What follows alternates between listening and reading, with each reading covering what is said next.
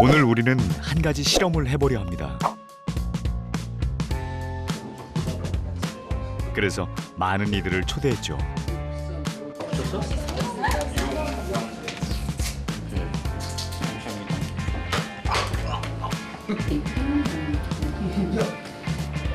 앞으로 이들과 또 여러분과 오늘날 한국이 마주한 문제를 풀어볼 겁니다.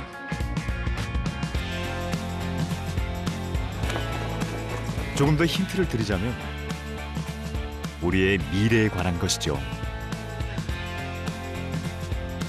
그리고 합계 출산율 0.78, 한국의 미래를 그려보려고 합니다.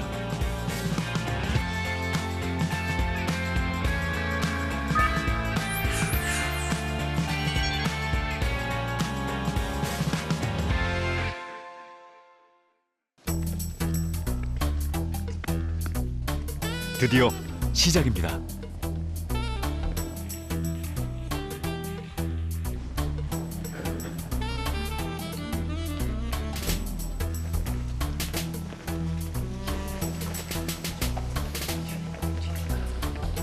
우리와 고민을 나눌 이들이 모두 모인 것 같죠?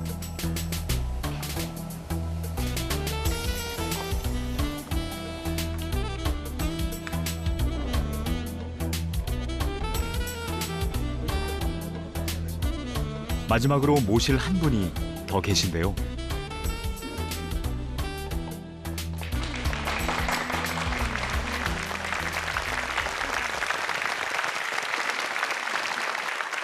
예, 안녕하세요. 여러분 반갑습니다. 저는 카이스트 문술 미래전략대학원의 서용석이라고 합니다. 혹시 미래에 대해서 공부해 본 분 계신가요? 아니요. 예. 저는 카이스트 미래전략대학원에서 미래에 대해서 연구하고 또 교육을 하고 있는 사람입니다. 여러분들 생각하시기에 현재하고 미래가 많이 달라질까요? 달라지죠. 예, 달라져야지요. 또 달라야 한다. 또 달라질 것이다. 뭐 여러 의견들 내주셨는데 결국은 이제 미래 연구는 변화에 대한 연구입니다. 변화에 대한 연구고 무엇이 우리 미래를 바꿀 수 있을까? 여러 가지 동인들을 저는 연구를 하고 있습니다. 여러분 곁에 서 계신 분들 왜 같은 박스 안에 함께 서 있는 걸까요? 나이가 같으니까요. 나이가 같으니까. 같은 세대.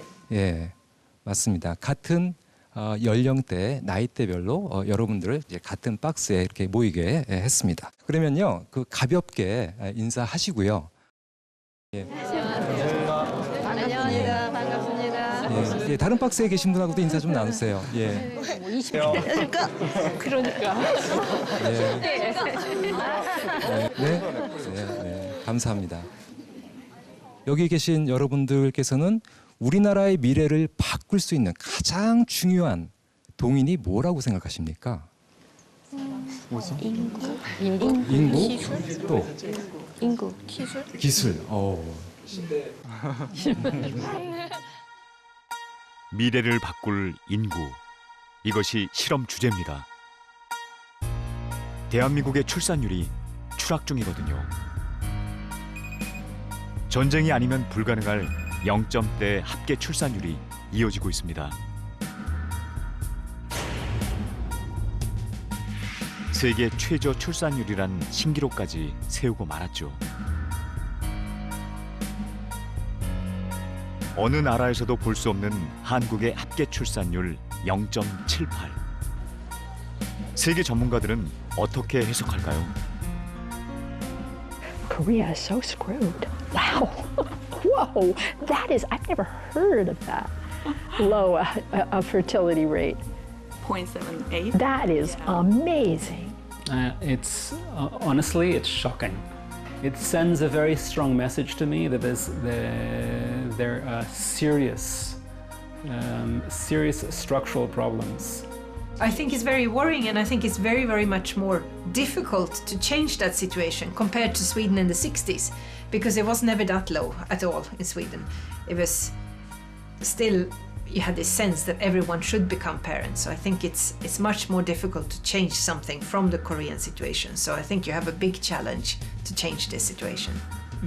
Already you have a very skewed population age structure with many elderly and very few people coming in the base. And even if the fertility would recover, these small birth cohorts would only reproduce themselves. So it is really a challenge for society.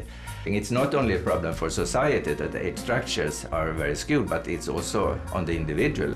Én azt javasolnám a koreai kormánynak, hogy ő is hozza meg azt a döntést, hogy támogatja a családokat, hiszen nagyon fontos, hogy minden vágyott gyermek megszülethessen. Ez az alapmondat, ez a tételmondat.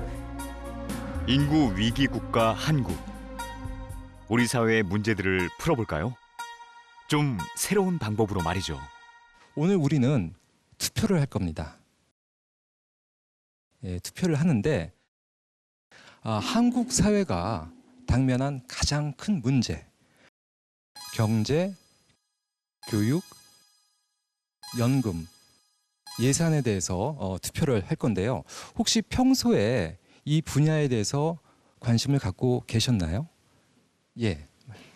저는 연금하고 정년에 대해서 좀 고민을 많이 하고 있거든요. 네. 저희 나이대가 그렇고 지금 100세 시대라고 하면 그거를 어떻게 나머지 50년을 어떻게 살 것인지 거기에 대한 고민이 되고요. 우리 10대나 20대에는 뭐 연금 이런 문제에 관심이 있으신가요, 혹시? 크게는 많이 없는 것 같고 예. 그냥 아직 모르는. 하나씩 학교에서 들어보니까 들어보고, 예. 이런 거구나 이런 것만 알고 있는 것 같아요. 알겠습니다. 20대는 어떠세요? 관심이 많이 있습니다. 저는 이제 우리나라가 더 앞으로 발전하기 위해서는 연금이나 이제 교육 문제도 좀 신경 써야 되지 않을까 싶습니다. 예, 그렇군요. 그 오늘 그냥 그 투표를 하시게 될 여러 안건들은요. 각 분야의 전문가들로부터 의견을 받아서 저희가 뽑은 것들입니다. 각 분야 전문가들이 인구 감소 사회, 한국이 당면한 문제들을 뽑았습니다. 사회적 합의가 필요한 의제들로 골랐죠.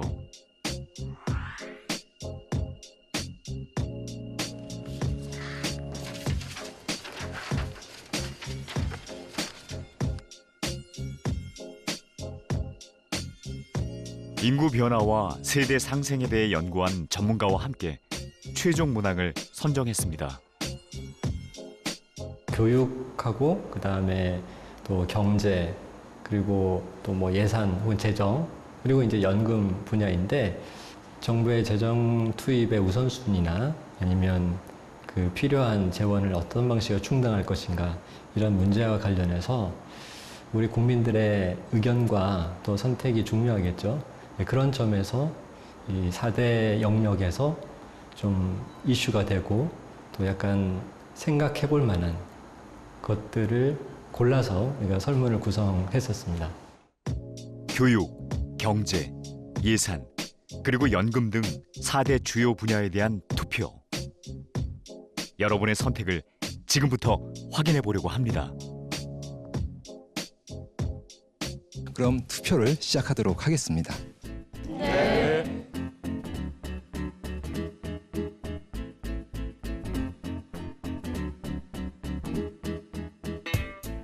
투표가 시작됐습니다.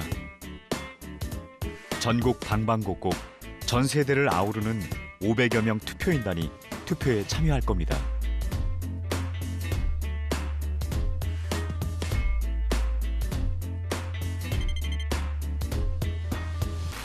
오프라인은 물론 온라인 투표도 함께 진행했습니다.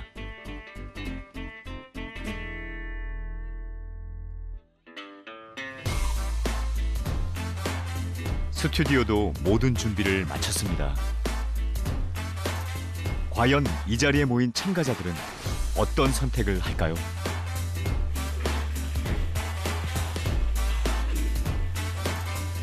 투표를 위한 우리의 질문을 전달했습니다.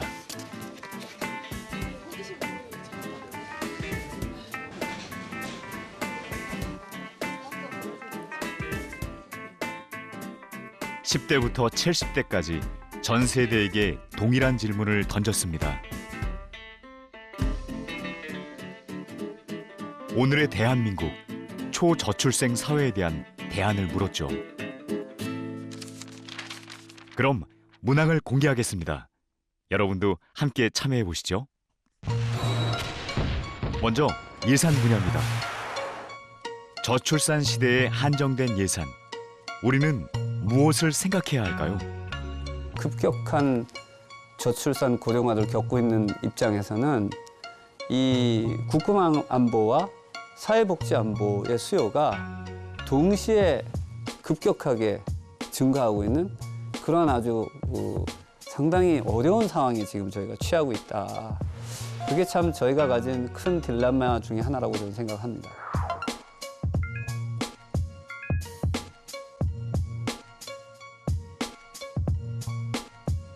정부 재원을 어디에 더 많이 지출할 것인가?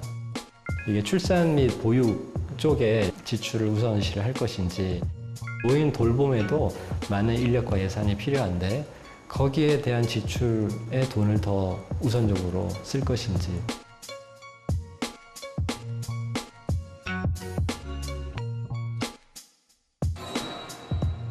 이번엔 교육 분야입니다.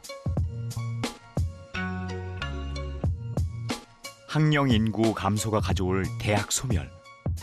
어떻게 대응해야 할까요?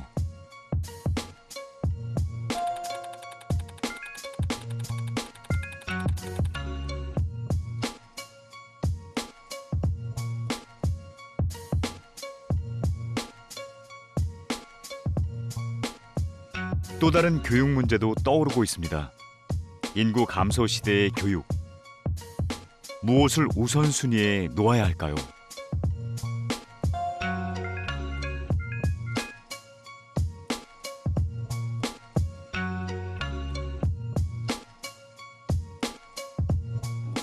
고령화 사회가 되고 있으니까 그런 이제 빠르게 발전하는 세대에 맞춰서 고령 세대 분들에게 더 많은 교육 기회가 있었으면 좋겠다라는 생각으로. 저희가 아들만 둘인데 수도권에 집중되어 있는 그 대학에 대해서 먼저 생각을 했었거든요. 근데 오늘 인구에 대해서 현실감 느끼면서 이건 수도권만에 있는 문제가 아니라 지방에 있는 대학도 좀 많이 살려야 되겠다는 생각이 좀 더 많이 강하게 들었던 것 같아요. 세 번째, 경제 분야입니다. 인구 감소에 직격탄을 맞은 노동력 공급 방안을 찾아봅니다. 사회 경제 시스템도 마찬가지입니다. 지금 인구 구조가 변화하고 있잖아요. 저출산, 고령화. 여기에 맞게끔 새 판을 짜야 되고 또 거기에 맞는 정책과 대안을 고민을 해야 됩니다.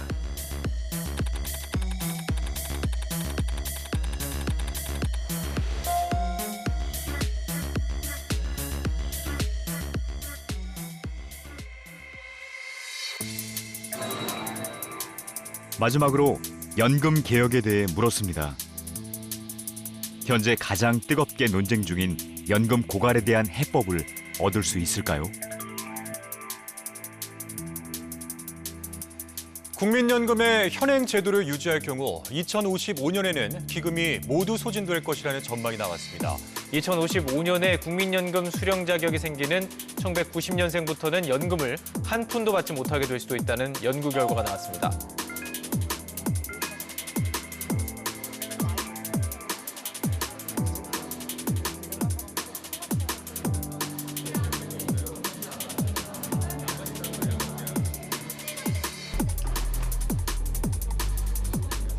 마침내 모두의 선택이 끝나갑니다.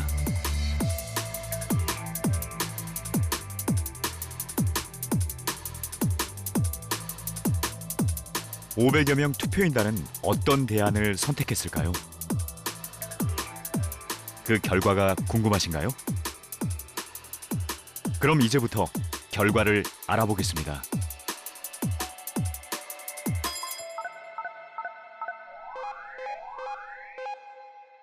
정부가 우선 투자해야 할 것으로 유아 보육 및 교육을 가장 많이 선택했습니다.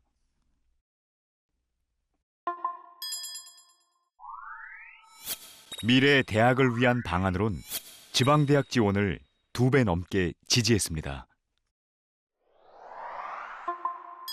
경제 분야. 청년 취업 지원에 대한 찬성 비율이 높았습니다.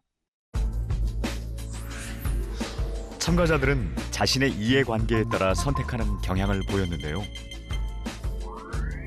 10대와 20대는 청년 취업 지원을 압도적으로 지지했습니다.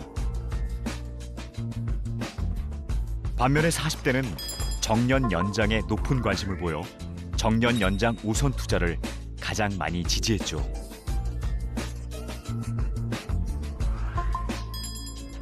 정부 재원 확보 방안에 대해선 현재 세대가 부담하는 방식을 선호했습니다.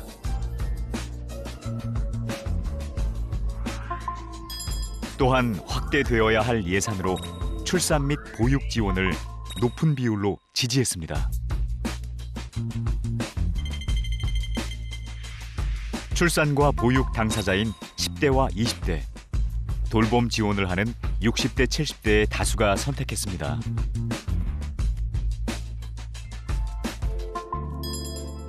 연금에 있어선 일하는 세대의 추가 부담 방식을 조금 더 지지했죠. 연금 수령액 감소에 대해선 반대 의견이 좀 더 많았습니다. 선호하는 연금 개혁 방향에선 근소한 차이를 보였는데요. 일하는 세대가 더 부담하는 것을 선택했습니다.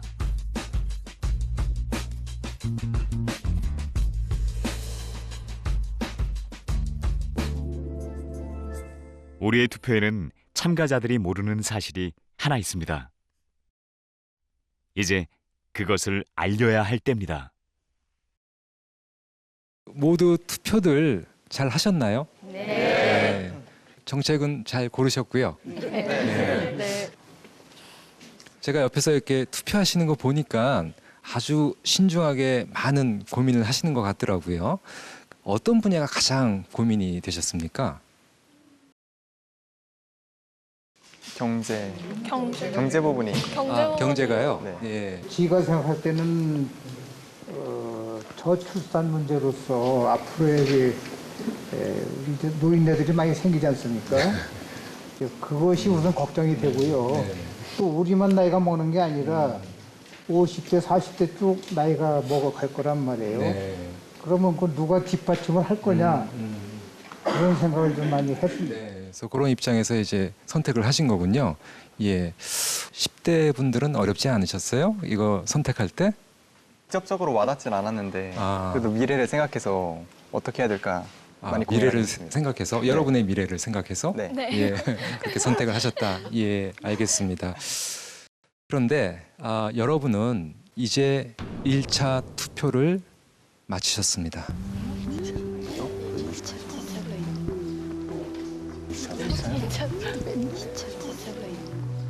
본격적인 투표는 지금부터입니다.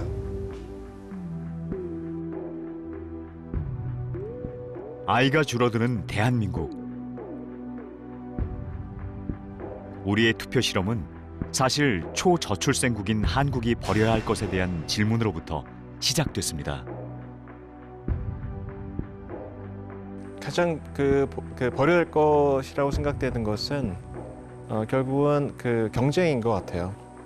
경쟁 사회라고 하는 것은 굉장한 불평등이 있기 때문에 그런 것이죠. 저는 과도한 경쟁 같아요. 그러니까 경쟁의 다른 단은 뭐냐면 불안이거든요. 항상 내가 뭔가 불안한 거예요. 내 이 경쟁에서 뒤처지지 않을까. 불안하니까 애를 못 낳는 거고요. 불안하니까 결혼하기 어려운 거고. 불안하니까 영어 유치원 보내는 거고요. 돌봄에 대한 개인의 책임. 그러니까 돌봄이 개인의 책임이다. 양육은 여성의 몫이라는 생각. 보통 엄마, 아빠, 그리고 아이 둘, 정상가족이라고 하는 개념을 깨부수는 게 되게 중요한 것 같아요. 불공정한 거? 그게 사라져야 되지 않을까요? 저는 비교라는 걸 버리고 싶어요. 가령 경쟁은 삶에 필요해요. 과도한 경쟁이 문제인 거지. 그런데 비교는 과도한 비교, 적절한 비교가 아니라 비교는 그 자체가 없어져도 되지 않을까. OECD 연국 중에서 우리가 가장 불행한 국가 아니겠습니까? 그러니까 제가 봤을 때는 남하고 비교하는 거. 그다음에 또 하나는 물질적인 가치에 지나치게 집착하는 거. 마라맛 TV 프로그램들, 마라맛 매체들이 사라져야 된다고 생각해요. 기성세대의 이기심이라고 생각합니다. 저는 경쟁이라고 생각합니다. 경쟁인 것 같아요. 경쟁을 너무 많이 하는 것 같아요. 우리 아이들을 그렇게 과도한 경쟁에 혹은 또 승자 독식에 그런 경쟁으로 내모는 것. 서울 중심적 사고가 아닐까라는 생각이 듭니다. 이 공간 썰림 현상이 만들어내는 그 경쟁에서 낙오된 이들이 갖는 고통. 인구 대기획에 참여한 이들은 한국이 버려야 할 것으로 지나친 경쟁을 가장 많이 꼽았습니다. 물론 하나의 답을 얘기하진 않았죠. 비교 성향, 일 중독, 불안, 불공정 등도 함께 지적했습니다. 그렇다면 미래 인구 감소 사회를 살아가야 할 이들은 어떤 생각을 하고 있을까요? 정작 그들에게 질문하진 않았네요.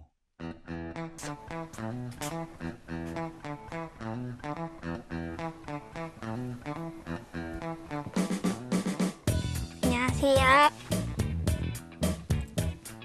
서은이 왼쪽에 보면 인구 피라미드가 있어요. 인구 피라미드를 친구들끼리 이야기를 나눠보는 프로그램을 학교에서 했었어요. 근데 그런 프로그램을 하다 보면 중간에 어떤 이야기가 나오냐면 이런 식으로 계속 가다간 대한민국은 어느 날 갑자기 망할 수도 있고 다문화 가족을 정말 많이 들일 수도 있다라고 생각이 들고 이번엔 좀 까다로운 질문을 던졌습니다. 왜 한국에서 아이들이 사라질까? 아마 한 번도 들어보지 못한 질문일 겁니다. 어린이들이 이러면 불편하잖아. 어린이들이 저러면 너무 짜증나잖아. 내 생활을 망치잖아. 내 우선순위가 바뀌잖아. 이런 문제로 어른들이 아이를 안 낳아서 대한민국의 사회를 점점 악순환을 시키고 있다는 거는 정말 저도 스트레스가 참 많아요. 뭐 학원 가기 전에도 옛날에는 스트레스 때문에 막 학원도 끊을까 뭐 그냥 집에 있고 싶다 해가지고 운 적도 많고요. 대체로 한국 사회가 서로 경쟁을 붙이는 시기다 보니까 사회인들도 그렇고 학생들도 그렇고 다 스트레스 때문에 되게 살기 힘든 환경인 것 같아요. 요즘은 뭔가 가정을 꾸리는 그런 행복이나 그런 류의 행복 말고도 너무 세상에 재밌는 게 많은 거예요. 그러니까 어른들도 당연히 하고 싶은 게 많겠죠. 그러니까 그런 걸 다 하기에도 벅찬데 굳이 사람들이 애를 낳을 필요를 못 느끼는 것 같아요. 아이를 키우는 게 현실적으로 힘들어서 부담돼서 육아를 했을 때 직장을 포기해야 하고 다시 들어갔을 때 좀 뭐 잘 안 받아줄 수도 있고 얘가 대학을 가서 우리를 내가 투자한 거에 비해서 얼마나 많은 큰 효용을 낼 수 있는가라고 생각하는 그런 부모들도 많아지고 어른들이 많아지고 있으니까 아이를 낳고 그걸 성장해 나가는 과정이 큰 행복을 가져다 주지 못한다라고 생각하는 어른들이 많은 것 같아요. 그럼 아이들은 미래 한국 사회를 어떻게 그리고 있을까요? 2050년 어른이 된 나의 모습을 상상해 보길 주문했습니다. 세금 같은 것도 엄청 많이 내겠죠. 왜냐면 복지를 위해서 이제 노약자분들을 위해서 복지를 많이 해야 되니까 그래서 어떻게 보면 엄청 많이 내야 될 것 같아요. 공무원들 이제 연금이 안 나온다고 공무원 할 필요가 없다면서 막 그런 얘기를 저희끼리 하고 있는데 아무래도 윗분들한테 복지가 돌아가는 게 더 맞기도 하고 그래서 저희가 받는 혜택들이 좀 사라지지 않을까 싶어요.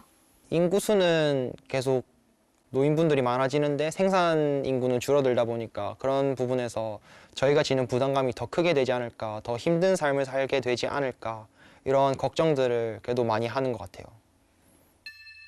초저출생 사회에 부담을 짊어질 아이들의 바람은 무엇일까요?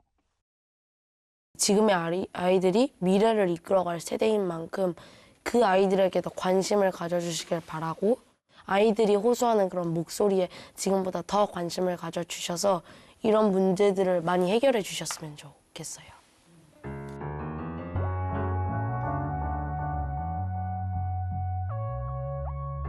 미래 세대의 목소리를 들으러 찾아왔습니다.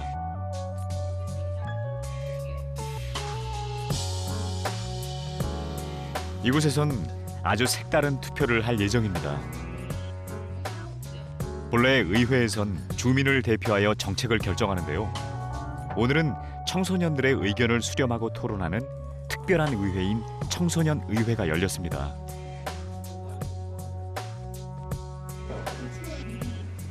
지금부터 제7대 성남시 청소년의회 본회의를 개의하겠습니다. 각 상임위원회는 지역사회 청소년 정책의 현안과 토론활동, 의견 수렴을 통해 가산된 의제들을 중심으로 논안을 발표해 주시고 현재 우리 안전을 위해 필수적인 생존 수영 교육은 중고생들이 개인적으로 재교육을 받는 데 어려움이 있으며 이마저도 코로나19의 장기화로 인해 교육 기회가 더욱 줄어들었습니다. 이제 입법 제약 내용에 대하여 말씀드리겠습니다. 청소년들이 청소년만의 정책을 제안하는 생소한 모습입니다. 성남시에서 시행 중인 청소년 법률 지원에 관한 조례는 성남시 아동 청소년 부모 비 대물림 방지 지원에 관한 조례밖에 존재하지 않았습니다. 이에 법과 관련되어 다양한 분야에서 법률 상담과 지원을 받을 수 있도록 하는 청소년 법률지원센터 설립이 필요하다고 생각했습니다. 시의회의 형식과 절차를 따르되 청소년만의 시각으로 정책을 제안합니다. 그럼 상정된 7건의 논안에 대한 투표를 시작하겠습니다. 청소년 의원 임기인 1년 동안 지자체의 사업에 관한 정책을 제안한 뒤 직접 투표로 결정하죠. 그 결과 아동 친화적인 교육, 안전, 환경 분야의 안건을 제의했다는데요. 오늘 투표 결과가 궁금하네요. 성남시 생존수영 교육 지원 조례 제정안 찬성 17표, 반대 0표, 가결되었음을 선포합니다. 어찌 보면 한 번의 경험일 작은 투표가 이들에게 어떤 의미일까요? 지금 청소년을 활동을 하면서 보니까 지역사회 관심이 훨씬 더 높아질 수 있다고 생각을 해요. 여기서 투표하는 것 자체가 되게 큰 경험이라고 생각해요. 대통령 선거나 뭐 국회의원 선거 이런 건 저희가 선거권이 없잖아요. 근데 이런 데서만으로도 저희가 직접 발의한 걸 저희가 직접 투표한다는 것 자체가 약간 민주주의를 조금 생동감 있게 다가오는 그런 경험이었던 것 같아요. 청소년 의회가 있다는 것 자체만으로 우리나라는 청소년의 이야기에 귀 기울여줄 자세가 되어 있는 것 같지만 조금 더 열심히 아이들의 의견을 들여보고자 이렇게 노력을 해야 될 것 같습니다. 기억하시죠? 우리는 투표를 하는 중입니다. 본격적인 투표를 눈앞에 두고 있었죠. 모두 투표들 잘 하셨나요? 네. 그런데 여러분은 이제 1차 투표를 마치셨습니다. 본격적인 투표는 지금부터입니다. 오늘 이 투표 방식을 함께 고민해 주신 전문가 교수님이 계십니다.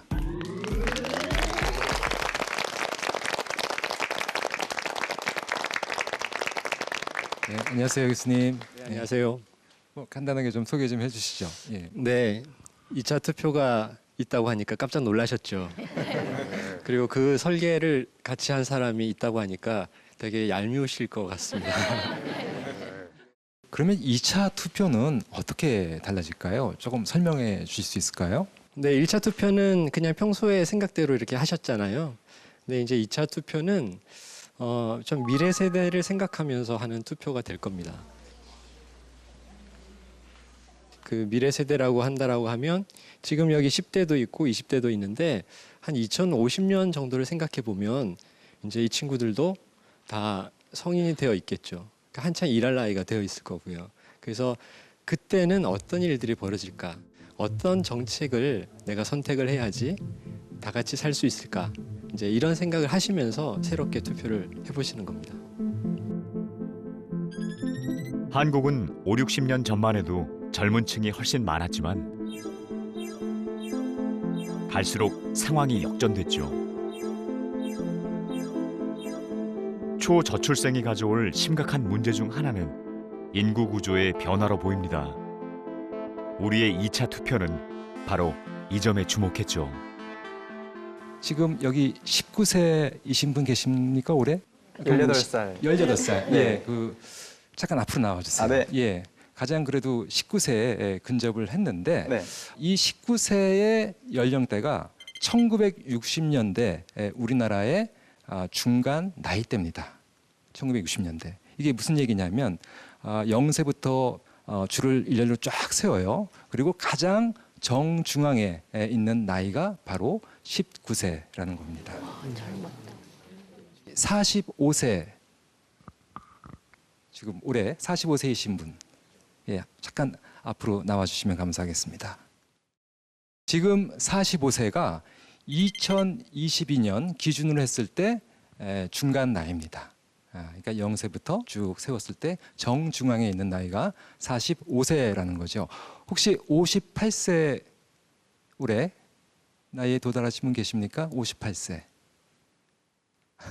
네. 지금 58세는 2050년, 지금으로부터 27년 후에 우리나라의 중간 나이에 있으신 분이 바로 58세입니다. 자, 그러면 62세 혹시 계신가요? 60대 그룹 중에? 예. 62세가 2070년 우리나라의 중간 나이에 해당이 됩니다. 62세가.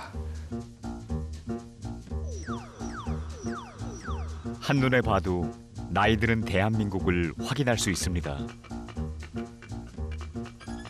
한국 사회의 중위 연령이 갈수록 올라가고 있습니다. 초고령 사회로의 진입을 단번에 체감할 수 있죠. 우리의 투표는 투표인단을 현재 세대별 인구 비율에 맞췄죠. 즉 젊은 세대보다 중장년 세대 참가자가 더 많습니다. 지금의 인구 구조를 반영해 미래 세대를 위한 투표를 해볼 겁니다. 나를 위한 정책과 선택이 아닌 미래 세대를 위한 정책과 선택을 하시게 될 텐데요. 어떤 부분을 좀 더 우리가 고려해야 될까요? 지금 미래 세대는 10대 보시면 알겠지만은 인구수가 너무 적어요. 아마 이제 요 다음에 태어날 그 다음 세대는 더 적을 겁니다. 그래서 투표를 한다라고 했을 때 자기 세대만 생각해가지고 투표를 하게 되면 정말 정치적 영향력이 어린 세대는 너무 적은 거예요. 그렇기 때문에 이제 아이들을, 미래 세대를 생각하면서 좀 투표를 해야 된다. 그런 말씀 드리고 싶습니다. 그럼 지금부터는 미래 세대를 위한 투표를 시작해 보도록 하겠습니다. 오늘의 세대가 선택할 미래. 2차 투표를 시작하겠습니다.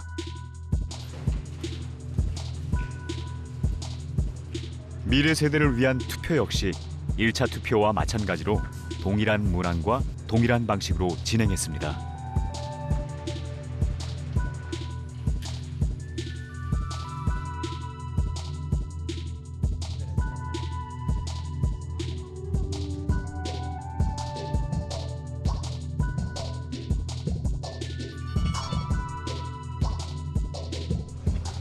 (2050년을) 살아갈 미래 세대를 위한 현재 세대의 투표.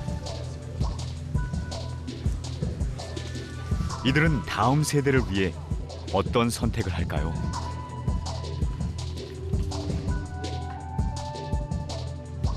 우리의 투표도 끝을 향해 달려가고 있습니다.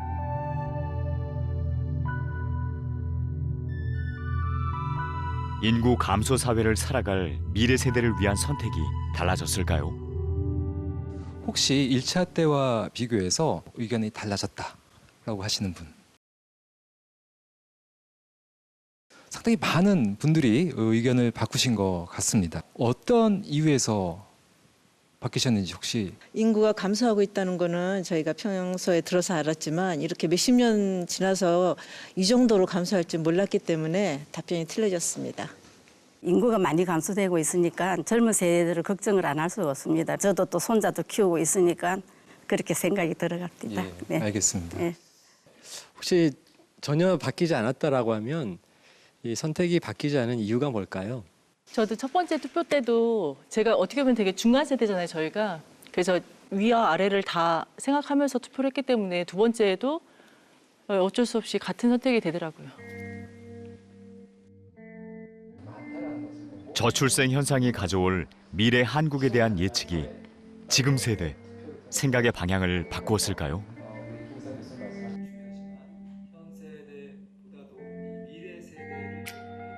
2차 투표에서 2050년의 사람들을 생각하면서 선택이 달라졌다면 이쪽에 2050 투표함으로 오시고요. 현재 기준에서 크게 달라진 것이 없다면 여기 2023 투표함으로 모여주시면 좋겠습니다. 자, 모여주시죠.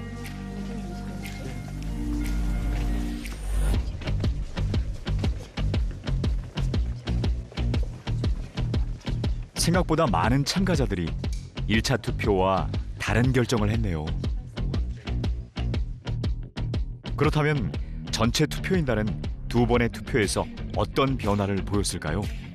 그 결과를 공개합니다. 먼저 교육입니다.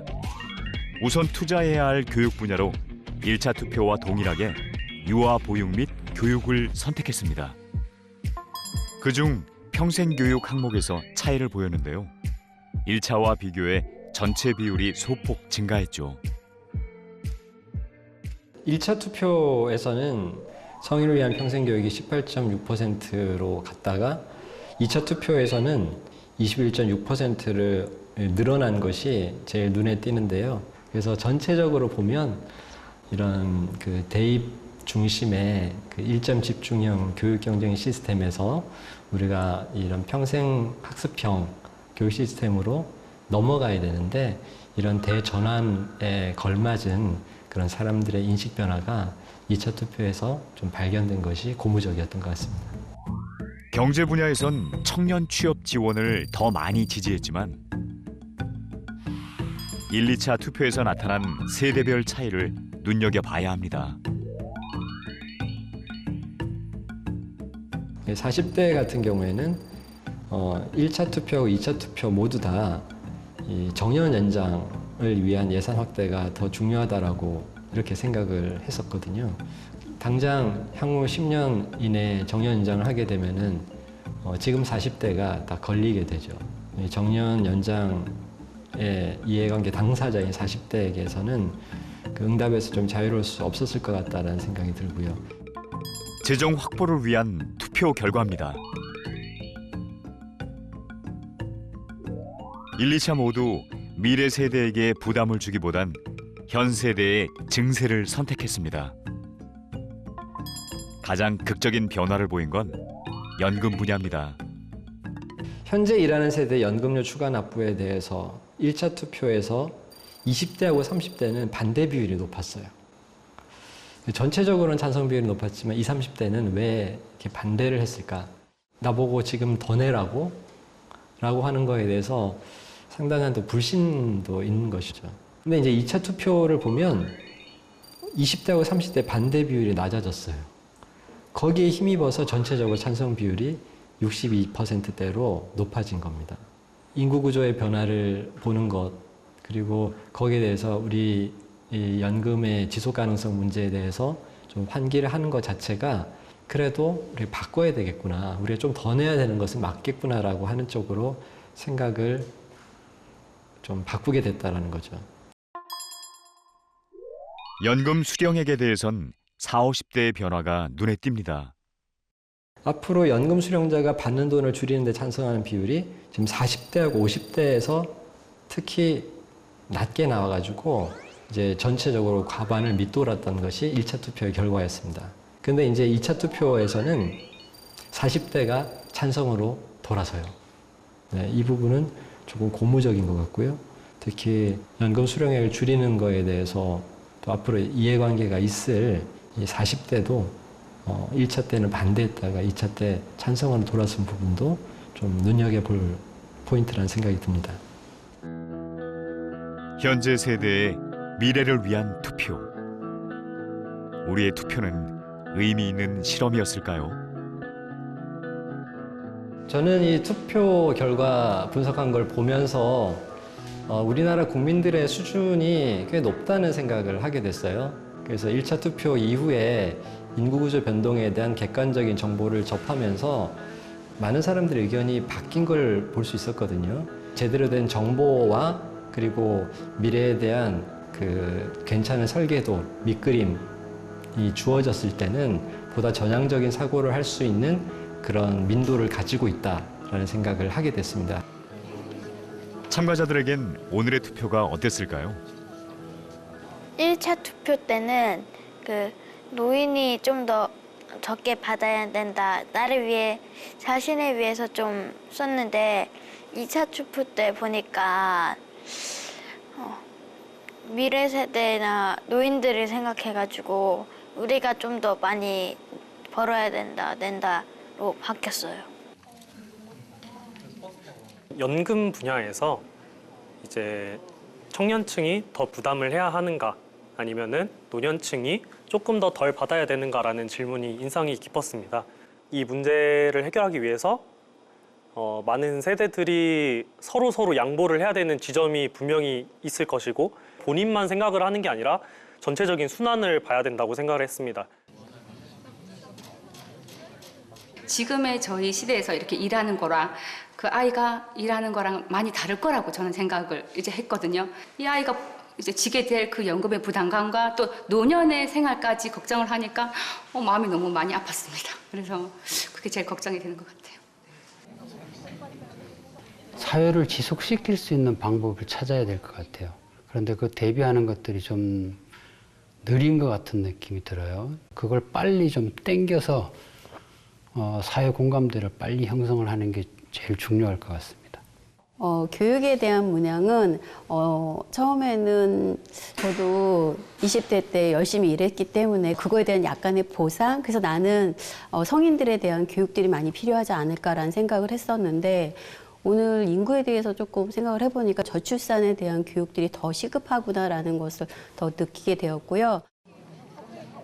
첫 번 문항에서는 당연하게 노인을 위한 배려를 해드리지 않느냐 하는 생각을 했었고, 두 번째에서는 여러 가지 데이터를 보니까 이게 노인이라고 해서 노인만 주장하면 이거 앞으로 좀 문제가 좀 있지 않을까 하는 생각이 들어서 좀 더 생각을 좀 바꿨습니다, 사실은.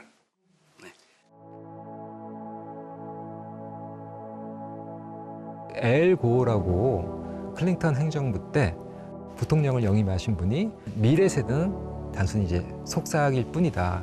현 세대는 크게 소리칠 수 있다. 그러니까 그들의 목소리에 귀를 기울일 필요가 있고 단순히 귀를 기울이는 것을 넘어서 이걸 어떻게 현실 정책이나 정책 제도화시킬 수 있을지도 같이 고민을 해야 된다는 겁니다. 지금의 0.78 출산율은 이미 20여 년 뒤 미래 한국의 인구를 정해놓았습니다. 하지만 아직 결정되지 않은 많은 것들이 있죠. 그래서 오늘의 우리가 미래 세대를 떠올린다면 더 나은 대안을 찾을 수 있을지 모릅니다. 초저출생이라고 하면은 물론 이 아이를 낳게 되는 성인의 관점도 있지만 지금을 살고 있는 아이들의 관점도, 그리고 이 세상에 와야 할 그 아이들의 관점도 우리가 좀 생각해 볼 필요가 있는데요. 우리가 청년들에게 뭐 일자리다, 뭐 돈이다, 주거다, 사실 이런 거를 제공해 주는 것도 당연히 해야 되지만 지금 내가 성인이 된 관점에서 지금 내가 주변을 돌아봤을 때 있는 이 아이들이 행복한 모습을 보면은 동네에 있는 5살 아이들이 혹은 내 사촌 동생 중고등학교 아이들이 지금 행복해 보여, 즐거워 보여. 만약에 그런 생각을 한다면은 부모 됨을, 양육자 됨을 좀 더 쉽게 마음 먹을 수 있지 않을까, 그런 생각을 이제 하게 됐죠. The main issue is that children became a commodity in many aspects. So some of them say, okay, instead of investing in a child, which takes its economic toll on the family, I will buy a new car. And other people say, I want to have a better career. So the moment children are looked upon as commodities, they are in competition with other commodities. And that's a big issue. 아예 행복하지 않다는 건 아니지만 행복할 기회를 많이 얻지 못하는 것 같다고 생각을 해요. 저희 집은 부모님께서 둘 다 맞벌이셔가지고 어릴 때 약간 공기 수업 같은 걸 하면은 엄마께서 잠시 오시고 그냥 바로 가셨던 게 저에겐 아직까지 조금 속상하게 남아 있거든요. 맞벌이 하시는 분들 그리고 직장인 분들의 근무 시간이 너무 길다 보니 아기를 키울 수 있게 하는 시간 자체가 너무 적어요. 아기가 정말 부모 밑에서 클 수 있게끔 하는 그런 정책이 필요한 시기인 것 같습니다. 국가나 사회나 개인이 모두가 불편해질 각오를 해야 된다고 생각해요. 그런데 이건 보통의 수준이 아니라 그 이상의. Je pense que pour avoir des enfants, il faut avoir confiance dans l'avenir. Donc il faudrait une prise de conscience à la fois des gens qui dirigent les sociétés et des mairies, des services sociaux, de l'importance pour l'avenir d'une société d'enfants qui vont bien. Un enfant qui va bien. 그런 시간을 갖다 보면 아이는 자연스레 행복해질 것이고 그렇게 행복해진다면 나중에 그 아이가 어른이 되어서 아이를 낳고 키우면서 그 행복을 다시 되돌려주고 싶다라는 생각도 자연스레 하게 될 거거든요.